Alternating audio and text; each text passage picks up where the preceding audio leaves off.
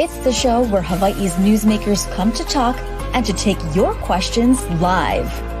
From the nation's capital to Honolulu Hale, from the state legislature to the fifth floor. We bring the experts to you and ask them what you want to know. Spotlight Hawaii with Yunji Denise and Ryan Pelesuji on the digital platforms of the Honolulu Star-Advertiser.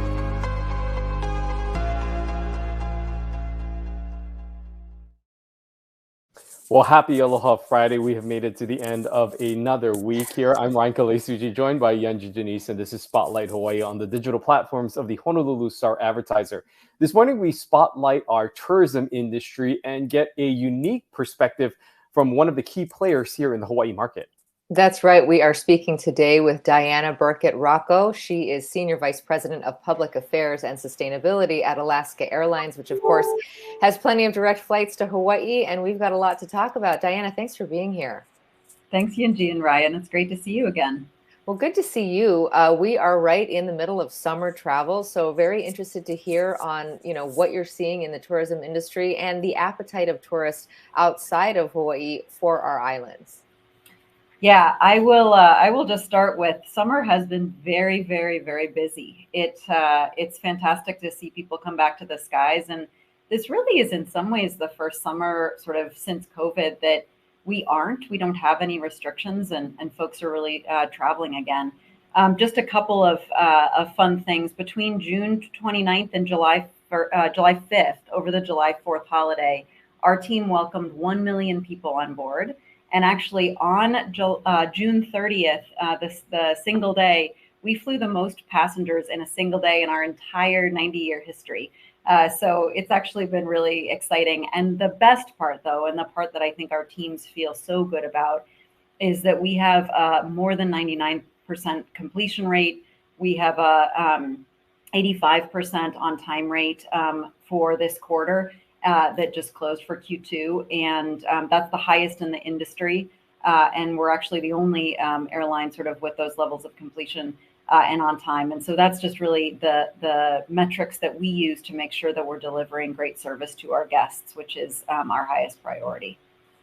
Now in the tourism industry, when we're looking at some of these numbers, it's very easy now to compare what we saw pre-pandemic to what we're seeing now. What can you tell us about sort of the rebound that has happened, how things are looking for Alaska Airlines, specifically with the Hawaii flights post-pandemic, and as we move on beyond, when comparing, say, to 2019? Yeah, it's a great question. So what's exciting is we are seeing real rebound in travel. Our airplanes during July are about 90% full on average across our system. So if you think there are some routes probably to maybe smaller communities or more rural areas that might not be full, that might be 50 or 60 or 70% full. And then there's a ton of airplanes that are 100% full. And so, you're probably experiencing that when you get on board. And we ask for our guests' patience with those full flights, but they really are a sign of, return to travel and help us balance out access to communities where the loads might be smaller as well.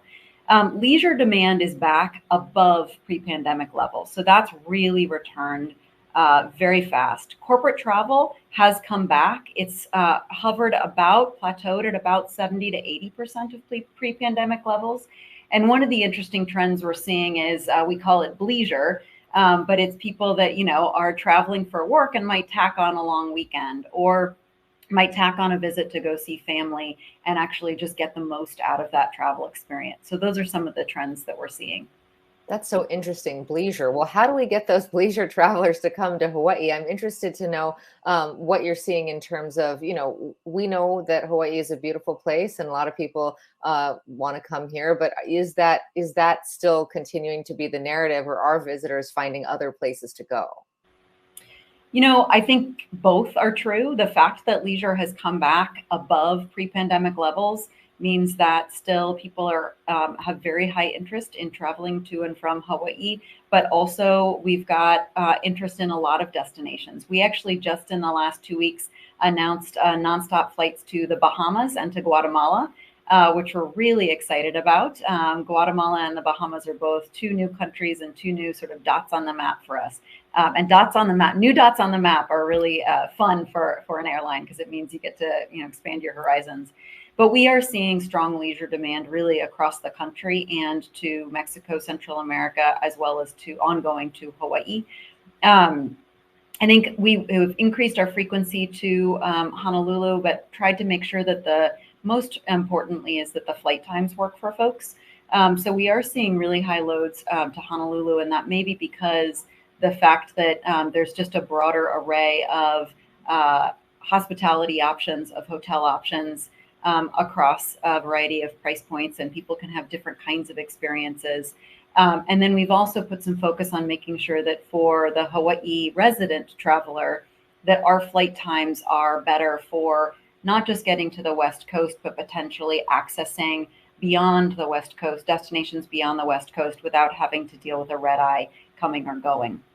So we've got an early morning flight out of Honolulu now, and we've got an 8 p.m. flight back from Seattle now, so that people can really optimize their workday and business trips both directions.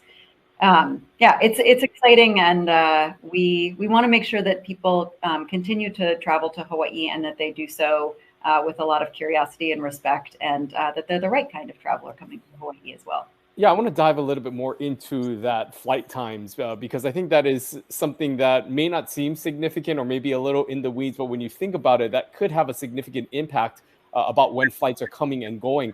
Talk about the decision to kind of accommodate those flight times. Was that something that was done internally? Was that something that you heard from Hawaii residents? How did that shift happen to make those sort of changes in the flight times that you felt would accommodate more people?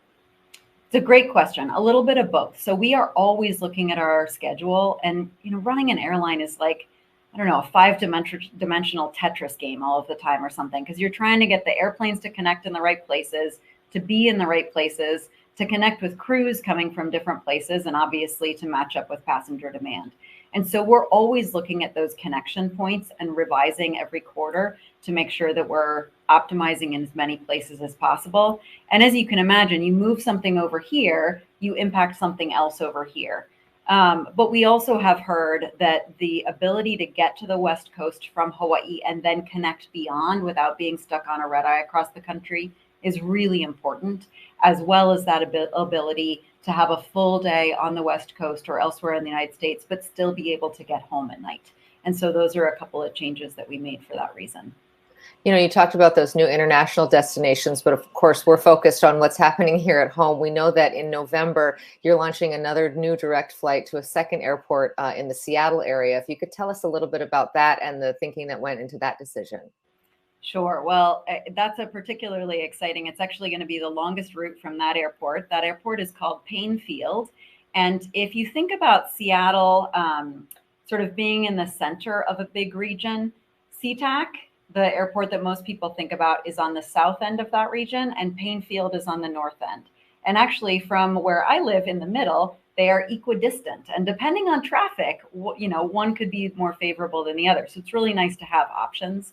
And so being able to offer both leisure and business travelers an option from the north end of the city is a really big difference, and just to get more traffic coming through that airport. We also, SeaTac is incredibly busy, as are many of the airports in Hawaii. And so trying to figure out how to balance that out across different parts of our infrastructure is really important.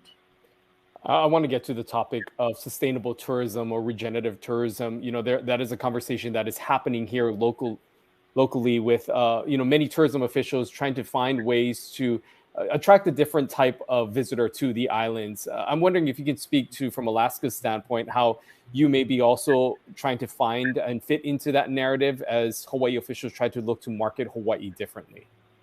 Absolutely. And we really appreciate being part of the conversation over the last couple of years, really, about shifting from simply destination marketing to destination management. And the way that we think about that, and our responsibility in that conversation, is to help educate our guests and help provide as many opportunities as possible for our guests to come to the islands with the right sort of orientation around wanting to learn, wanting to contribute, wanting to give back, and wanting to be, most importantly, respectful. And ideally, to be regenerative in that way of leaving Hawaii better than they found it. And so some of the ways that we do that, we actually have materials that we share in our pre-trip emails. We have some content in our in-flight entertainment system, and also that we put through a lot of our other communication channels to sort of put information in front of our guests to help them think about some of those issues, both from an environmental sustainability standpoint, as well as a cultural learning and experiences standpoint. The other thing, last time I remember we were together, maybe it was 2 years ago, we were talking about the pledge to our keiki, and we have used that as a platform along with Kanu to connect people to experiences and to ways of thinking about, and even just prompting our guests and asking them to sign the pledge is sort of a way of bringing them into this conversation to learn more. And, you know, part of it is just making sure that folks are thinking about it. And then part of it is ensuring that wherever possible, we can provide opportunities for them to take action on what they've learned. Yeah, you're right. That was right when that was sort of an initiative that you were getting involved in. If you could remind our audience of what the pledge is and tell us a little bit, you know, since you've had some time now to roll that out, what the response has been like.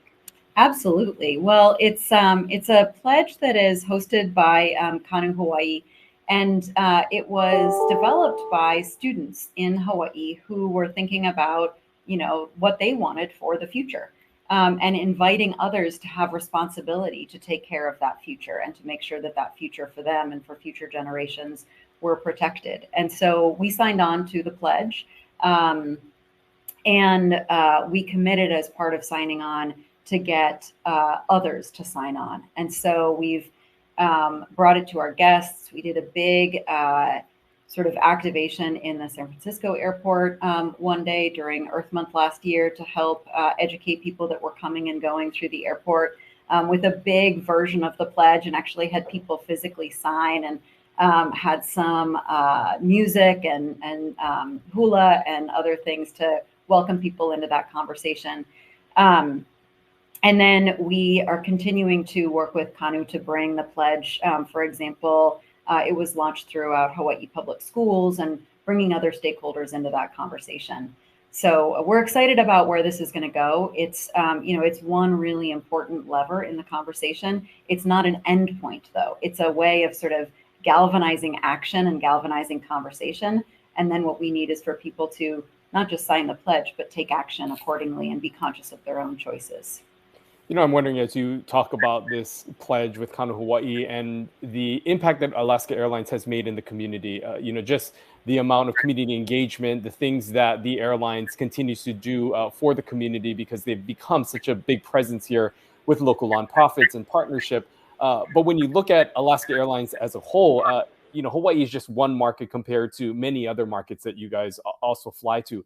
I'm wondering, do you folks do this in all those markets and all the destinations that you travel, or is Hawaii a little different because of, say, the cultural sensitivity and the different types of things that embody Hawaii? How do you manage that with each destination, or is Hawaii somewhat unique in that regard? Yeah, I love that question. Thanks for asking it. Every place is unique. I mean, that's one of the things about not just our country, but the places that we fly.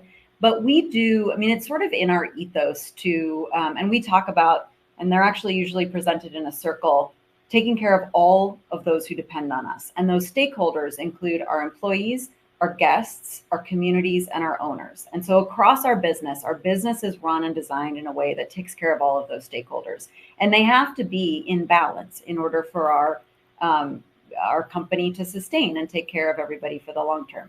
So that's sort of the origin behind our level of community engagement.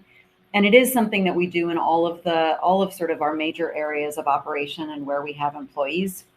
And sometimes it's more organized and sometimes it's more grassroots if it's an area where we have maybe smaller operations in Florida or something like that. Each place, though, and it's one of the things that drew me to working at Alaska Airlines, how we show up in those communities. The level of commitment is consistent, but how we do it is responsive to what's important for that community. So there's some key themes. We engage on environmental sustainability issues everywhere, But that may look a little bit different in the state of Alaska or in the Arctic, obviously, than it does in the state of Hawaii. And so we work on tailoring our approach to meet the local needs wherever they may be. I'm interested, you did mention up at the top some pretty impressive numbers when it comes to, flight completions, getting from A to B and actually getting there, and also the arrival times. I'm wondering about, employees, because so many industries have had such a hard time. We talk about it all the time here on this show, just in the context of the city and county of Honolulu and the vast vacancies they have there. But it's not just the public sector. You hear it from local businesses too, everything from large corporations to a restaurant just trying to make sure that they have enough staff to make the food and serve it. What are some of the employee challenges that you're facing right now? And are there also opportunities perhaps for Hawaii residents to find a job? Yeah, it's a great question. There are both challenges and opportunities. There are a lot of jobs available, and figuring out the right way to reach people and the right way to train people into them is certainly an ongoing topic. So we are hiring people all over our system at really unprecedented levels, partly because a lot of people took retirement during the pandemic, or, as you noted, may have shifted locations in their lives, may have shifted career paths, may be looking for more part-time work. And so we're trying to be flexible and thinking about meeting people where they are in getting into careers. Our one big focus is hiring pilots. And that's been, I know, a big topic of conversation across the country. We're hiring about 400 pilots this year. And one thing that has shifted, that's about 100 more than we hired last year. We've hired about 284 of them year to date. So we're more than halfway through, about halfway through the year, which is great. But the thing that we started to do uniquely in the last few years is actually invest in our own training programs to train pilots from the very beginning of their careers, rather than leaving that to chance and helping them get sort of through that long journey.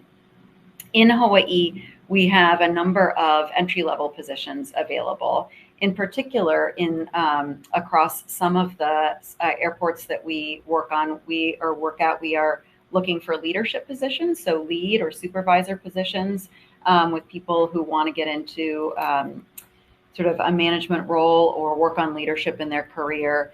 But we've got 30 entry-level positions available in Kona right now, 25 in Lihue, and 20 on Maui. So just a couple of examples of ways that people can get into the business. And one fun thing about the airline business is you can start one place and you can move geographically, but you can also move to all these different career opportunities within the industry or within the company, which is pretty fun. I want to head back to the conversation we're having about destination management, and there have been a lot of things happening here locally with the Hawaii Tourism Authority and some of the disagreements that have been happening with that body and the Hawaii State Legislature. And there is that sense of uncertainty right now about what the future of HTA looks like.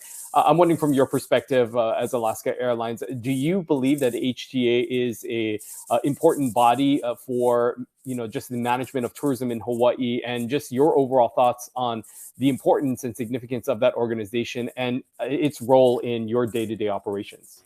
Yeah, it's a great question. Well, we have a great relationship with the HTA and have for a number of years, for many years, but we really do appreciate that leadership in shifting from destination marketing to destination management and really cultivating the right kind of tourism in Hawaii.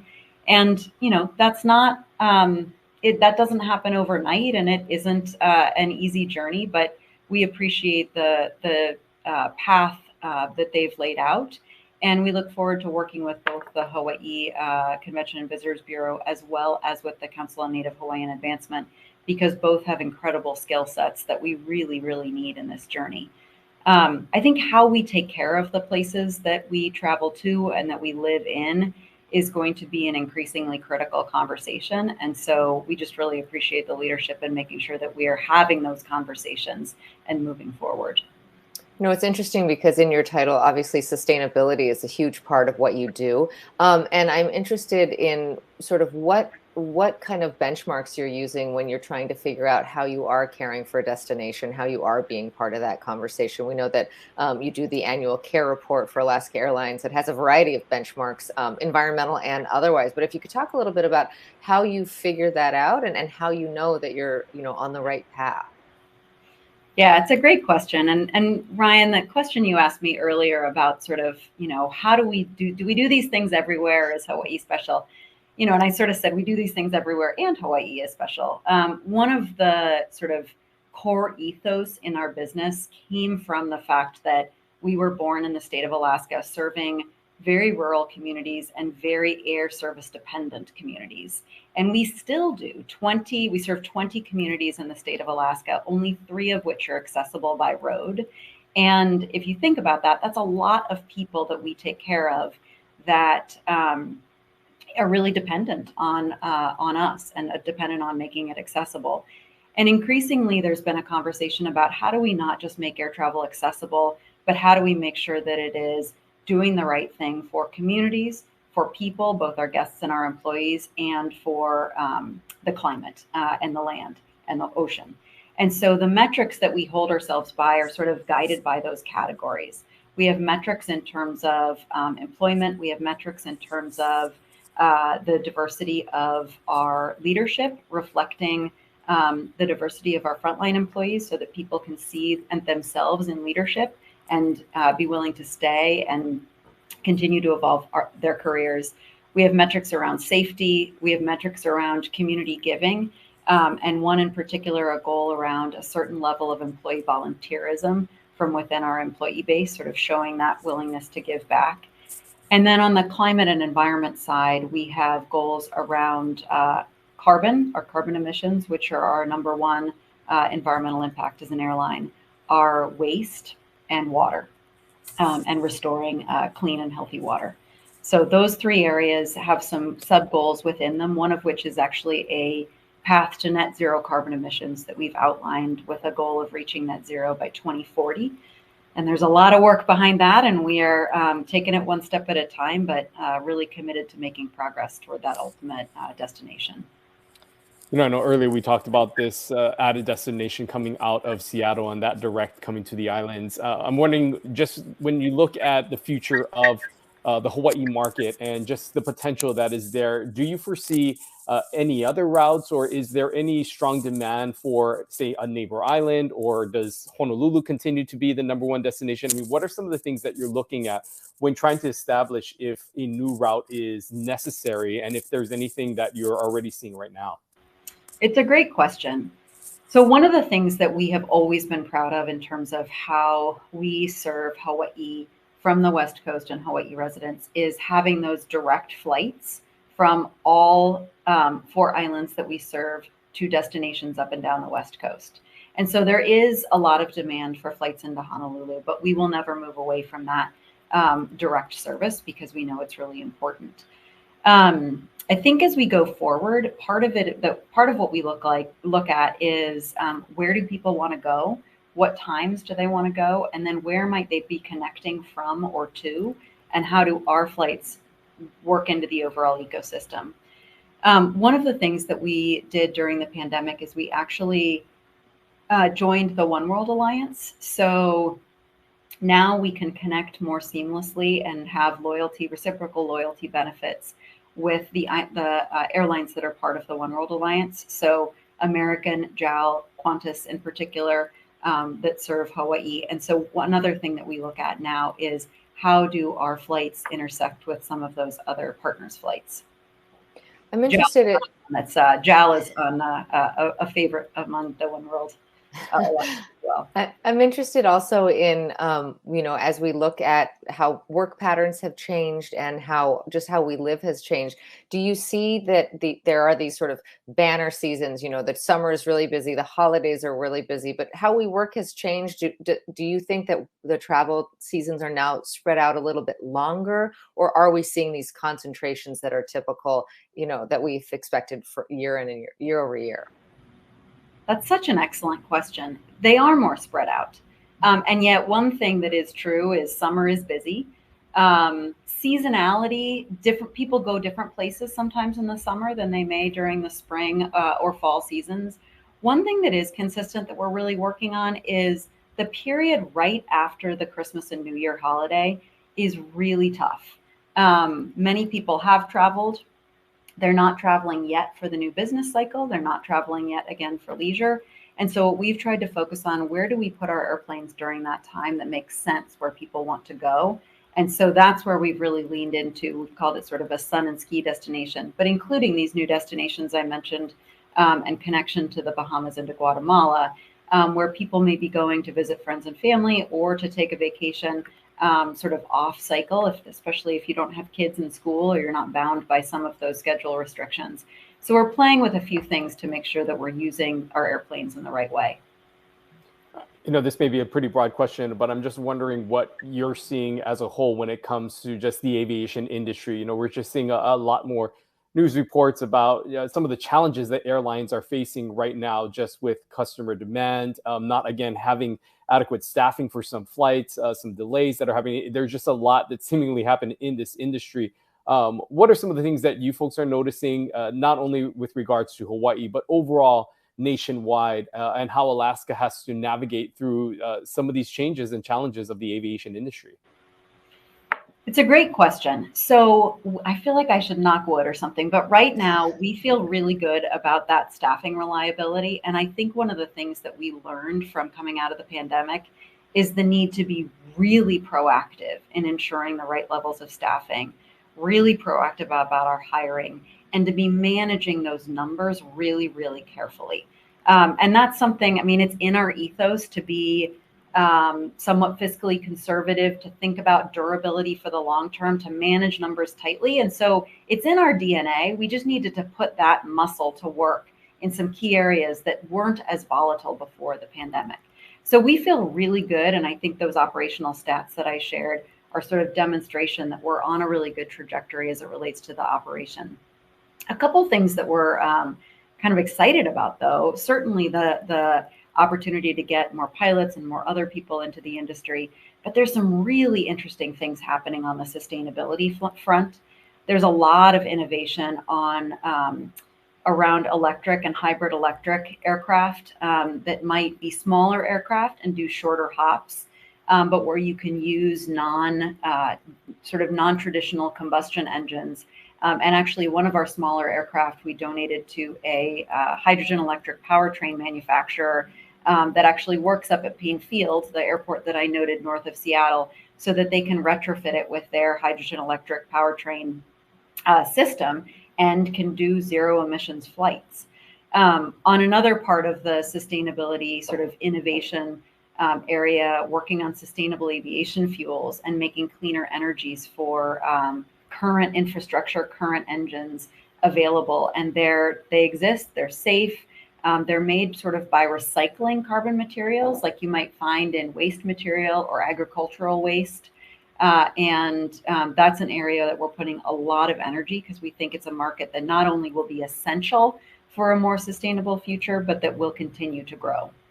I mean, that goal of 2040, I had not heard that before, of being net zero. That seems incredibly ambitious for an airline, right? Because you just think about all the fuel that you have to use to power, your business. So how do you get there? I mean, those innovations that you're talking about sound amazing. They also sound expensive and very niche, right? So how do you do that? And 2040 is not that far away. Yeah, you just characterized what keeps me up at night. But our board said, look, if we're going to do this, we have to be bold because we have to push ourselves to actually go fast and go far. We just know that we can't do it alone. So the 5 parts of our path are operational efficiency. How do we use what we have incredibly well and efficiently so that we save fuel where we can? Our new MAX aircraft are about almost 25% more fuel efficient than the airplanes that they're replacing. So right there, that's the foundation. Sustainable aviation fuel is very small supply right now, but it can't be niche in the future. And so that's where we need collaborations, private investment, public investment, tax policy. And there's been an incredible acceleration in the last couple of years that gives us hope that market will continue to take off. And then the electrified aircraft that we talked about. And then finally, we may need some level of reliable, durable carbon removal projects to close that gap. But we're working on the foundational things to start. So we're committed. We know we have a lot of work to do, though, and it's going to take everybody working together. Well, we're almost out of time here, but I did want to just provide you one final thought as we continue this conversation about what tourism in Hawaii looks like, and as we talk about Alaska and the expansion that you say is happening with a new route that's coming. Your final thoughts about Hawaii as a whole and the importance that this destination plays into the overall scheme of Alaska Airlines and your growth as a company. Well, thanks for that. Your questions have been phenomenal, and I love chatting with you all. But I would just say that, a lot of what we're so honored to serve Hawaii and to be part of the community. And I think a lot of what is evoked in the spirit of aloha is something that we, and just the idea of care and of being welcoming and of curiosity and of responsibility and stewardship. Those are things that run deep in our culture. And so I hope that we can continue to be mutually supportive and to do the right thing for Hawaii in the future. Well, Diana, it's always great to catch up with you. Thank you so much for sharing with us this morning, and we hope to have you on again soon. Thank you very much. Have a great weekend. Thank Aloha. you. Thanks. Well, Ryan, so interesting to get that sort of outside and inside perspective, right? An airline that has been committed to Hawaii for some time now, but has a global reach and really, an interesting perspective. I loved what she talked about at the top with the trends in leisure. She called it blending business travel with leisure travel. That's a trend that they're seeing, people wanting to do sort of the best of both and make sure that they're as efficient as possible with their hours in the air.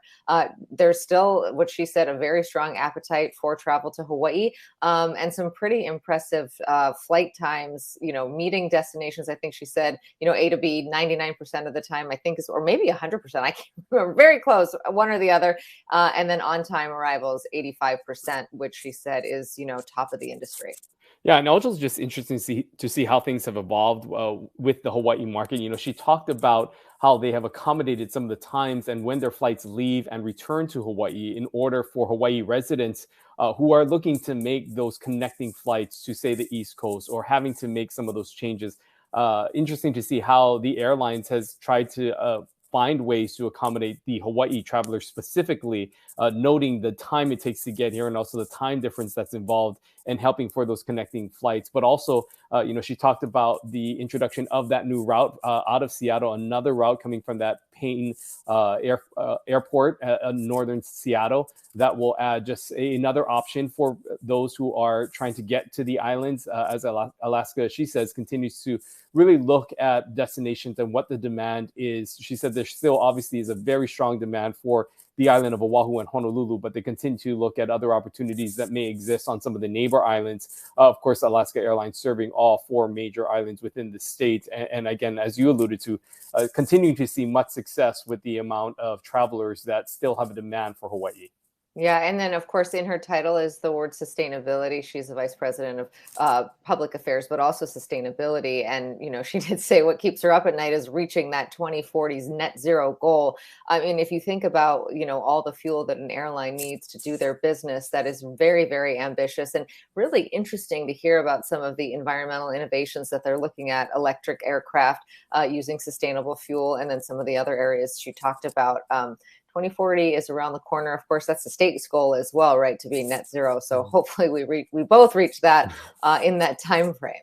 Yeah, and just an interesting conversation. We thank Diana for joining us this morning. Always great to get an outsider perspective of the tourism industry outside the islands, but with a partner that obviously has strong roots to Hawaii and and Hawaii as a destination as a whole. We're going to continue on with this tourism theme on Monday. We're going to be talking to Rick Egged of the Waikiki Improvement Association. He's going to talk a little bit more about things that are happening in that area. That's right.